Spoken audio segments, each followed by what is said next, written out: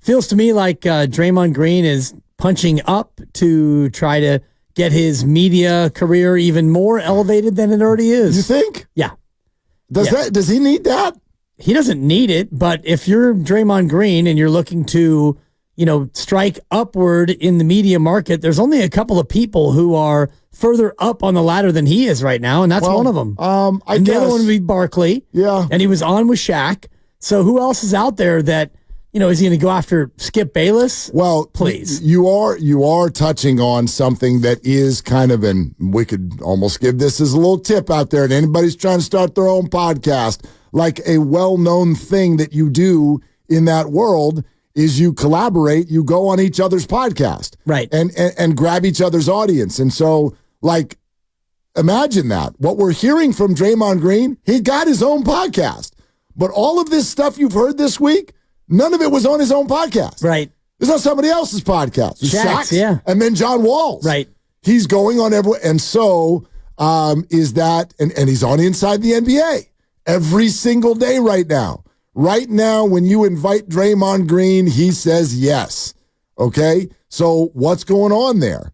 Is Draymond in full brand building mode? You bring up an interesting idea, which is that I think, don't let me put words in your mouth, but it sounds like what you're saying is to specifically bring up Stephen A. Smith's name was less about a genuine feeling and more about a promotional opportunity. Well, yeah. I mean, he was able to get a reaction from Stephen A. Smith, who is the number one voice in our business and the business that Draymond Green is entering into. So Draymond goes on a podcast with Shaq, who is a big-time voice now in this space, and he speaks about Stephen A. Smith on Shaq's pod, which he knows that Stephen A. is going to hear it, and he knows that Stephen A. is going to respond, and so now Stephen A. responds, and we have him on, and the next step would be Draymond goes on his podcast and responds to Stephen A., responding to Draymond on Shaq's pod, and it becomes just a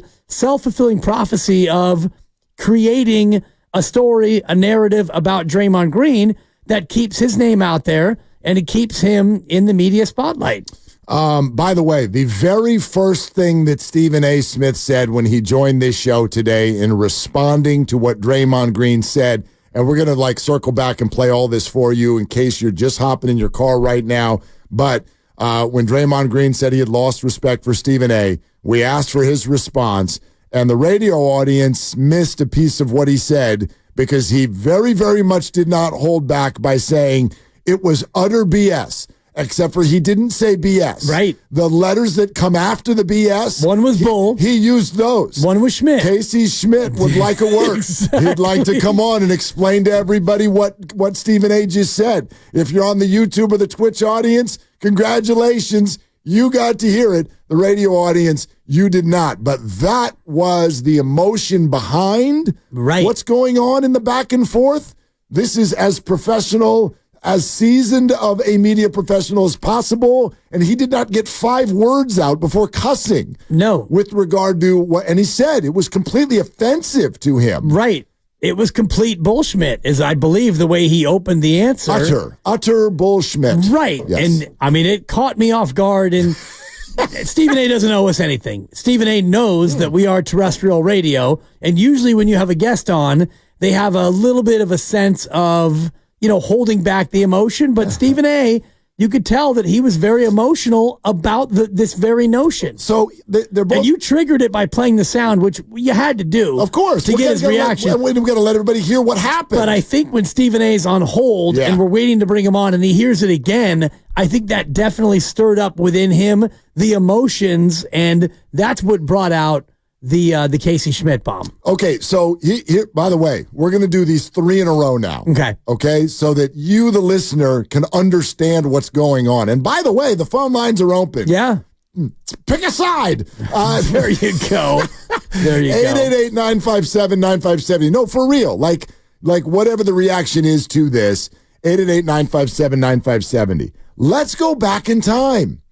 Because what we haven't played for you yet is what apparently upset Draymond. Draymond goes on Shaq's pod and says he's lost respect for Stephen A. Why? This goes back to what he did to Bonte. a couple of months ago. I'm surprised you're talking to me. He listened to everybody during the suspension, and he made his little list of people who ticked him off. Apparently, Bonte was one, and Stephen A. was one. Now, Stephen A. brought this back up today on First Take because you tell me, Dibs, would this have offended you if you were Draymond Green? You've just been suspended. You've been sent home indefinitely. Stephen A. on First Take says this. You know me. You know how I feel about the brother. I would look for any excuse that I could to defend him because I believe in him character-wise, but his actions have sullied all of that. There's no way around this. The reality is he seems like he is out of control, and I hate that. And my level of sensitivity heightens even more so as a black man because last time they were bringing up anger management issues, and that just pissed me off. You understand? Because I don't like giving credence to stuff like that. But when one incident after another happens, the reality is that somebody like Jay Williams comes along, man, you have a good point, bro. I know nobody can argue with Jay Williams at this particular moment in time with what he's saying because he has the evidence to back it up. There's a preponderance of evidence against Draymond Green. Now, 19th ejection of his career. Okay. Anything in there sound offensive to you? Not to me. Not a bit. No. If that gets under your skin, my God, who didn't? Right? I mean, who didn't? We all talked about his suspensions, and I didn't know what the number was, and he mentioned 19 suspensions, and turned out it was 20 by the time we talked to him today, which means that was between the Gobert and the Nurkic, which were two different suspensions in the last year. And he mentioned in one of his cuts, maybe with us or maybe on First Take, in the last 9 months, 4 different suspensions. And there's nothing I heard there from Stephen A. Smith that was offensive. He didn't talk about Draymond Green needing help, which is something that Stephen A. said, offended him, hearing people talk about that. There was nothing in that, Mark, that I think that Draymond would be upset about. All right, and now circling back to what Draymond said on the big podcast with Shaq, that is what furthered this conversation today. Stephen A. Smith really pissed me off. And the reason he pissed me off was because he hit me. He's like, yo, it's been hard for a lot of us to talk about you these last few days. For me, I'm like, okay, it's been hard for me to watch, but I'm watching it because I want to see everything that everybody has to say. But the thing that pissed me off is you tell me it's been hard for y'all to talk about me. Stephen A., anytime I meet someone and they say something about you, it's never like, yo, I like him. He cool. It's always like, man, that dude, he a character, he's this, he's that. And I always say back, I actually know the guy. The guy is actually a cool dude. You can take what you want from the TV screen. I actually know the guy. He's a cool dude and a real dude. And then you get the opportunity to talk about me. And listen, I know you got a job to do. I know you got to do your thing and say what you got to say. But at not one point did you say, well, y'all are saying this person is fucked up and this person need help. Now, I know the person. Say what you want about the basketball player, that's fine. But I know the person. But to sit back and see those that claim to know and appreciate me as a human being just flow with the narrative because it was easy to do, I lost a lot of respect for a lot of people. Yep, I flat out don't think Stephen A. did that. I think a lot of people did not do that. You have to, in some way, shape, or form, and I think this is Stephen A.'s point, you have to allow for something when you mess up. Like, this is one thing, and I know, gosh, we got into this so much yesterday. You've been out on Draymond Green for a long time. Right. I'm not. And part of it is what Stephen A. just told us a handful of minutes ago. The Warriors are going to stink without him, in my opinion. They cannot win without him. So he remains this vital piece. But at the same time, what I struggle with Draymond is the cycle. The cycle is make a mistake, then settle down, and then have a press conference where you totally apologize. You turn on yourself and you go, I can't do that. That can't happen. That's on me. I've got to be better for the Warriors. You're saying all those things, but it's like, but no one else can say those. No one else can have that opinion. No one else can say, Draymond, you can't do that. You appear out of control. That's all Stephen A. said. That's all many of us have said. And Draymond can't take it when it comes from someone else. The classic, as we talked about in the crossover, the classic, I can dish it, but not take it person. Right. That's difficult for people. No matter who you are, what you do. Exactly. Whatever walk of life, or some of your friends, I'm sure, are like that, where they're quick to give you some ribbing, but then when you rib them back, now they get mad and they don't want to even sustain that. And in this case, he's going at a guy who has got a platform. He's got one of the biggest platforms in American sports, and he's not going to just allow you on a podcast to say what he said. And, Draymond Green saying he lost respect for him. And, Stephen A. Smith, you could tell on our show and even on First Take, that hit him a certain way because he feels like he's had Draymond's back through most of this. Okay. The comments we just played you from Draymond, Stephen A. Smith, right here on Willie and Dibby on 95.7 The Game just a handful of minutes ago. We said, what is your response to what you just heard Draymond say? And this is it. Well, first things first is that it's utter bull. Let's get that out the way right now. I don't appreciate the position that Draymond took. I was not aware that Draymond felt that way. I had no idea because I haven't spoken to him directly in months. And I found out about it literally when I woke up this morning. And my producers of First Take sent me the clip, and I saw it for the first time. I got a lot of love for Draymond Green, got a lot of respect for Draymond Green. Anybody in the business that knows me, anybody outside of the business that wants to know about the business knows how I feel about him, not just as a professional, not just as a winner, but as a man. And for me to have the relationship that I have with him, to hear about this because you on Shaq's podcast, he pissed me off. So now both of us are pissed. That was 48 seconds. The full answer is over 7 minutes long. Yeah.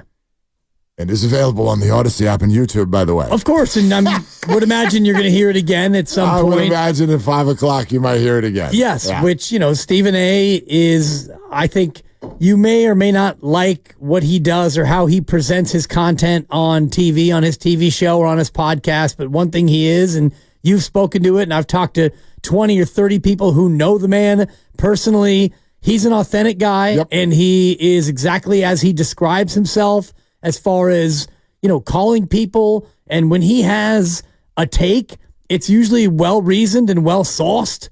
He's not a guy who's just going to go fly off the handle without talking to people and getting background. So the fact that he reacted so emotionally and viscerally off the top tells me that this one hits him a little bit different. He feels, I think, more than just TV and radio offended, actually personally offended. Well, that's certainly what he said. That's certainly what he said. Now, there's a few things to unpack here and a few feelings that I have about this. And I know that some of you may well be listening to this and thinking, is everybody involved all complicit? Is this just a massive game? To a degree, it's what you sort of pointed at off the top, right? Like, is anybody out there like, hey, did Draymond and Stephen A. just call each other on Sunday night and go, hey, y'all want to get a bunch of numbers? Y'all want to drive some ratings? Let's just create a beef out of absolutely nothing. I don't think that happened. I'm also not going to tell you that Draymond Green and Stephen A. Smith are both not expert promotional vehicles and expert speakers. Right. I mean, masters of the spoken word. Stephen A., by the way, in that 7+ minute response, I don't think there was one I don't think there was one Right. That doesn't happen. An absolute master, both of them. Okay? So yes, there is that aspect of it. And now we're sitting here talking about it. I'm fully aware of all of that. However, these are the two things that are actually going through my mind that matter to Warriors fans when you hear this. Number one, it is Draymond Green, quote unquote, the person. Because I think that it is fair for a Warrior fan right now to ask two questions. And that is your mentality, your emotional side, is it so overwhelming? You always want to pass. You seem to always get a pass because you're a great basketball player and they can't win without you, but you also implode sometimes and literally, quote unquote, ruin the season. There are tons of Warrior fans listening to us right now who think that in 2 acts, Draymond Green ruined the last 2 seasons. He punched Jordan Poole, he got suspended indefinitely. And both of them, at minimum, lessened the season. And Draymond will publicly come out and take accountability for that, but then it keeps happening again.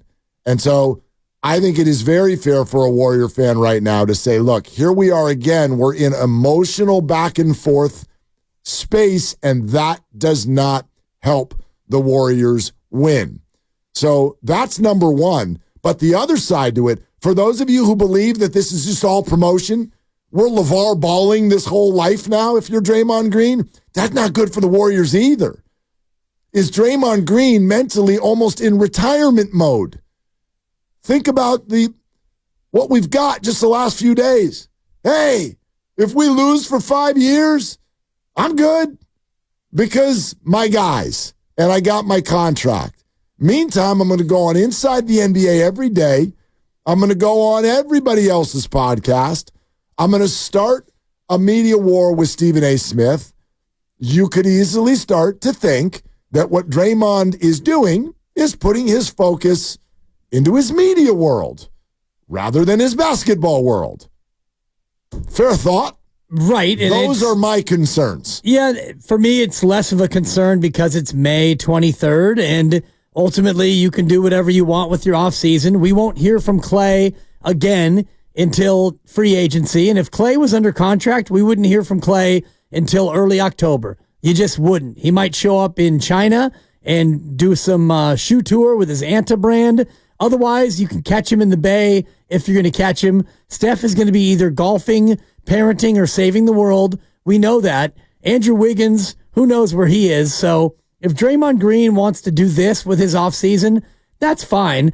I'm more troubled by the other thing you said about where his focus might lie, because clearly, as you mentioned, he's a star in this space. Yep. And, he's done it again, where we talked about him yesterday based on one comment in the Shaq Pod, and now today we're talking about him again, and we're talking about Stephen A. Smith, and we had him on the show based on what Draymond said about Stephen A. Smith, and Stephen A. had to respond, and we were fortunate to get Stephen A. on our show, so he gave us a direct response, including profanity.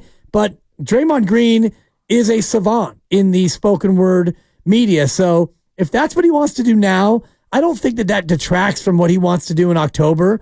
Maybe he's already checked out as far as being a championship level player or, really striving for this team to win again. We won't know till October. That's all true. And by the way, let's not get lost in all of this. Some of the other things that Stephen A. Smith said. The Warriors, in his mind, absolutely not done. Absolutely not done. Also said, as angry as he is at Draymond Green, not a damn thing the Warriors can do about it or with him. Can't move on from him. Can't deal him. Don't want to. Right. Can't win without him. All of those things that we always say. And I agree with him on that. And so that's kind of, that's the constant push-pull of Draymond Green. And you're one of these Warrior fans. There are so many Warrior fans we know out there that have decided that this is either a distraction or you just can't take it anymore. You don't want it anymore. But at the same time, you've probably settled with the idea that you're going to get it. You're going to get it whether you want it or not. Right. How many people, and I already know the answer to this question, but show of hands, who wants Draymond traded? Yeah, we did that at the summit, and it was at least 50-50. And that was 2 years ago. Off a title. Right. Off a title in the room at Buonvino in Walnut Creek, and you asked the crowd, and you did a good job of crowd sourcing in that summit and all the summits. You really do well at that. You pick a nice spot, and you get the crowd involved, and in that moment, it was 50-50. Already at that point, 50% wanted Draymond gone. And I wonder if you did it now. Oh, God. Like where that, the crowd would break down as far as do you want him or don't you want him? More than 50-50 would want him gone. Yeah. Would it be 80-20? That's my sense, just based on the conversations we have every day, based on the conversations I have with friends, whatever. Right. Like, that's my sense. My sense is more than 50-50. would want him gone. But maybe I'm wrong on that. Maybe that's because that's the more vocal group. I also know that whenever Draymond Green gets criticized on some sort of a national stage, he's still got a lot of Warrior fans. He's still got a lot of fans within this base, largely because when you win 4 rings for a fan base, I mean, I know this. There are a lot of fans out there where it's like you could almost do no wrong. As long as you don't end up like in jail. Right. As long as you're not like committing crimes, as long as you're not hurting people, if this is all within the basketball space, they don't care who's you-know-what's he kicked. They don't care. He's won 4 rings. Period. And you can't win without him. You can't win without him. And I go back to the season they won the championship, and he played in 46 games, and in those games, they were 34-12. There it is. In the games he didn't play, they were 19-17. And that's not counting the playoffs where he played all the games, and he came in, and he was terrific in that postseason, except for the game in Boston where they kind of F-bombed him out of it, but he played well for the majority of the playoffs, and they won again. And even last year, everyone wants to talk about what this team would have done if Draymond Green didn't miss 24 games due to suspension, and we all talk about that. And, you're not wrong when you say that, but that's what makes it so frustrating because it always seems like there are reasons why he misses a bunch of games, and usually it's because it's self-inflicted. Yep, absolutely. So, look, this push-pull is not going to go anywhere. My reasoning, and this is just me now speaking for my opinion, my thought on why this is relevant, and it is, to me, this is relevant, not because it's big names and because it's fighting. That's not it. It really isn't. The reason I think that this is relevant is this is actually the stuff that puts Draymond in harm's way. It's this. And I'll admit something to you right now. Remember the whole, Draymond needs counseling? Right. No, that's a bunch of bull. That whole thing was a bunch of bull. The NBA they didn't like the way that looked. You got to send him away for a while, and you have to make it look like, he's going to get help. He's got anger management issues. Does he have anger management issues? I don't really know the man that well. I'd argue if he truly, truly, truly had anger management issues at a clinical level, right, we would hear more outside of the basketball court. Absolutely. Because he lives 99% of his life off the court. Right. And we've got very little in terms of incidents away from the basketball court. Almost nothing. Almost nothing. So this is simply the way he plays. However, the league is a business. They are more worried about how things look as opposed to the way they actually are. And so if Draymond Green continues to be someone who is emotionally triggered anytime anyone says his name, then he remains in harm's way. Every game, every practice. Boy, didn't you think it was interesting what you just heard Stephen A. Smith say about Jordan Poole and Draymond Green? Yep. Did y'all catch that part? He said that, he knew that Jordan Poole was running some stuff. He said there was a lot going on, and Jordan exacerbated the situation, Yep. and he knew what he was doing. Yep. Okay, and then Draymond acts out, and Draymond gets in trouble, and yes, that's on Draymond. Wow. But as a Warrior fan, I'm sitting here going, I'd like the good players on the team to not get suspended. So he didn't get suspended for that. Understood. But right. you get what I'm saying. I get what you're saying, but I think that he didn't get suspended because the Warriors also knew at some level some stuff was going on. For sure. Right. For sure. But what you have is you still have a live wire.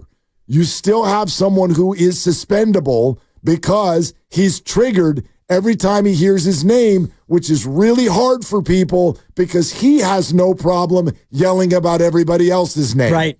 And that's a problem. And it's not because, my opinion, any of our opinion, that's, who cares? We're not offended. He's not talking about us. My issue is that Draymond Green is still triggerable. And that puts him in harm's way. puts any Warrior season in harm's way. Of course, because he is one incident away, again, from missing X amount of games, being suspended indefinitely. And if we all agree, and I think we do, that you can't win without Draymond Green, and you need to have Draymond Green on the court, and you could look at his winning percentage in the regular season of games he plays in, it's remarkable how much better they are with Draymond than without Draymond. Yet, when you have him play basketball, you know that he is one incident away